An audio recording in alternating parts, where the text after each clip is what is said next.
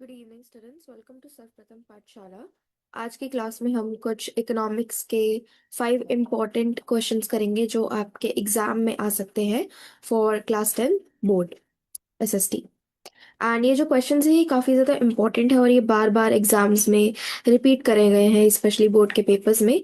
So make sure कि आप इसको अच्छे से रिवाइज करें। And let's start with the first question. पहला क्वेश्चन है, what are the 3 sectors of the Indian economy, explain with examples.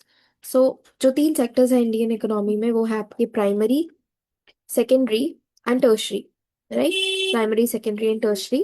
Primary sector involve करता है या इवॉल्व करता है उन चीज़ों के अराउंड जो कि नेचुरल रिसोर्सेज को एक्सट्रैक्ट करते हैं, रॉ मटेरियल प्रोक्योरमेंट जिसे हम कहते हैं। ठीक है, रॉ मटेरियल को कलेक्ट करना and as well as extract करना नेचुरल रिसोर्सेज को, they all revolve around primary sector. तो इसमें कौन कौन सी एक्टिविटीज आ सकती हैं? एग्रीकल्चर आ सकता है, फिशिंग आ सकता है, माइनिंग आ सकता है, फॉरेस्ट्री आ सकता है। सेकंड है आपका सेकेंडरी सेक्टर। सेकेंडरी सेक्टर जो है वो अगेन मैन्युफैक्चरिंग और इंडस्ट्रियल प्रोडक्शन से रिलेटेड है। तो जो हमें रॉ मटेरियल प्राइमरी सेक्टर से मिलता है उसको हम और ज़्यादा यूजेबल फॉर्म में कन्वर्ट करते हैं सेकेंडरी सेक्टर के अंदर। और इसके एग्जाम्पल्स हम manufacturing of goods, construction and factories को ले सकते हैं। Third and the very important sector is tertiary sector. Tertiary sector लोगों को सर्विस देता है। जब आपके पास कोई स्किल है, आपके पास कोई प्रोडक्ट नहीं, आपके पास जो स्किल है आप उसे बेच रहे हैं लोगों को, या फिर कहीं ना कहीं आप उसको यूज करके आप लोगों को हेल्प कर रहे हैं, उनको सर्विसेज प्रोवाइड कर रहे हैं, उसको हम टर्शरी सेक्टर में काउंट करते हैं। जैसे कि बैंकिंग हो गया, ट्रांसपोर्ट हो गया, education, health care, communication, teaching, etcetera etcetera.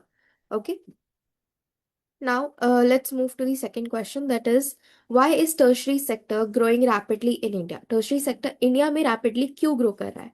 So, tertiary sector जो है वो इसलिए ज़्यादा grow कर रहा है क्योंकि with time इंडिया में और ज़्यादा services की demand हो रही है, such as education, healthcare, banking and transport.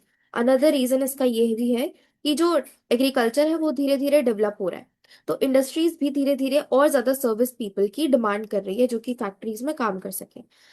साथ ही साथ टेक्नोलॉजी, कम्युनिकेशन सेक्टर में भी टेक्नोलॉजीज इंक्रीज हो रही हैं, बढ़ रही हैं, फैक्ट्रीज, कंपनीज बढ़ रही हैं, तो उनको भी और ज़्यादा लोग चाहिए सर्विस सेक्टर में काम करने के लिए।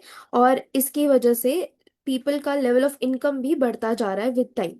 साथ ही साथ गवर्नमेंट सर्विसेज भी बढ़ रही हैं। तो इसका ये बेसिकली 5 या 6 मोस्ट इम्पॉर्टेंट पॉइंट्स है कि क्यों टर्शरी सेक्टर धीरे धीरे grow. Going for the next question, that is, why is it difficult for farmers to take loans from banks? Okay, so इसका डायरेक्टली यही आंसर होगा कि क्या क्या चीज़ें वो लोग कैटेगराइज नहीं कर पाते हैं, या फिर कौन कौन सी फुलफिलमेंट एक लोन पेमेंट के लिए वो लोग फुलफिल नहीं कर पाते हैं, जिसकी वजह से उन्हें लोन्स नहीं मिलता है फार्मर्स को।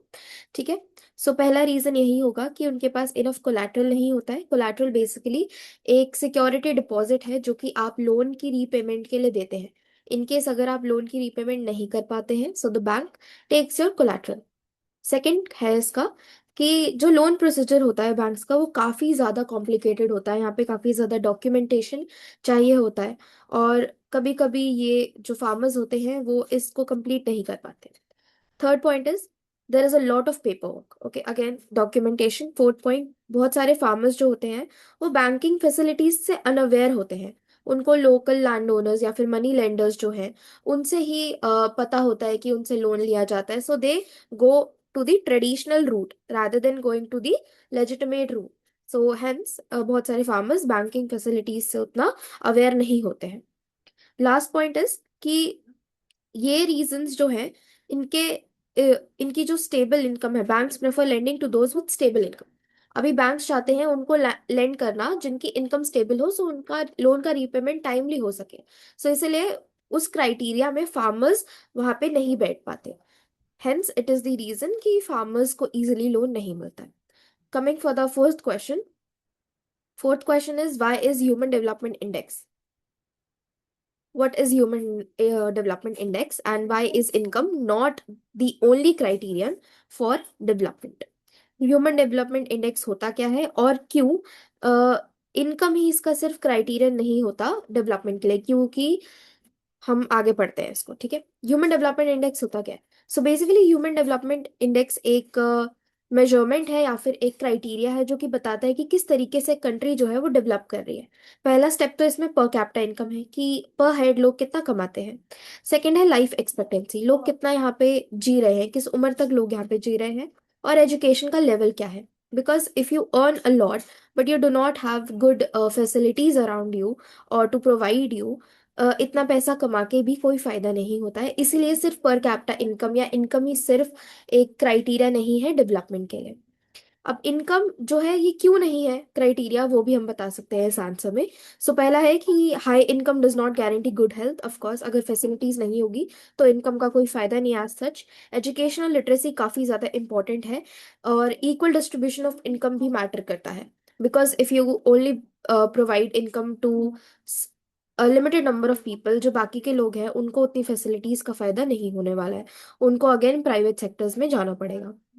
पब्लिक फैसिलिटीज जैसे कि हेल्थ केयर एंड सैनिटेशन काफ़ी ज़्यादा ज़रूरी है क्योंकि ये बेसिक्स है जो कि एक गवर्नमेंट अपने लोगों को प्रोवाइड करती है। Last but not the least is development also includes freedom, security and equality.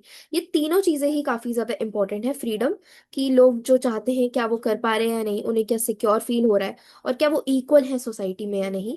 ये तीनों ही इंडिकेटर्स है कि किस तरीके से एक सोसाइटी जो है या फिर एक कंट्री जो है वो एक डेवलपमेंट के फेज में है या फिर डेवलप्ड है। Last but not the least question is what is globalization, and mention the major factors that enabled globalization. So globalization क्या है? Globalization refers to the increasing integration of countries through trade, investment and technology. जब आप countries को एक दूसरे के साथ interact कराते हैं, उनके कनेक्शंस बनाते हैं ट्रेड के थ्रू, इन्वेस्टमेंट के थ्रू, टेक्नोलॉजी के थ्रू, दैट इज ग्लोबलाइजेशन। अब इसके मेजर फैक्टर्स क्या है ग्लोबलाइजेशन के, कि क्या क्या चीज़ों में ये हेल्प करती है। पहली बात तो यहाँ पे बहुत ज़्यादा जल्दी टेक्नोलॉजी का इम्प्रूवमेंट होता है बिकॉज कंट्रीज एक्सचेंज टेक्नोलॉजीज है। तो जिस कंट्री के पास जो चीज़ नहीं है वो उसको एक्सचेंज करती है। चीपर एंड फास्टर ट्रांसपोर्ट हो जाता है। उसके बाद कम्युनिकेशन सिस्टम अच्छे हो जाते हैं और ट्रेड पॉलिसी लिबरल हो जाती है, मतलब ट्रेड पॉलिसी और ज़्यादा ओपन अप हो जाती है। इंडिया में भी लिबरलाइजेशन आया था 1990 के अराउंड, जिसमें उन्होंने ट्रेड को काफ़ी ज़्यादा एक्सपैंड किया है और एमएनसीज को वेलकम किया है इंडिया के अंदर, ताकि वो आके अपनी कंपनीज यहाँ पे सेटअप कर सके और अपने बिजनेस को इंडिया के अंदर एक्सपांड कर सके।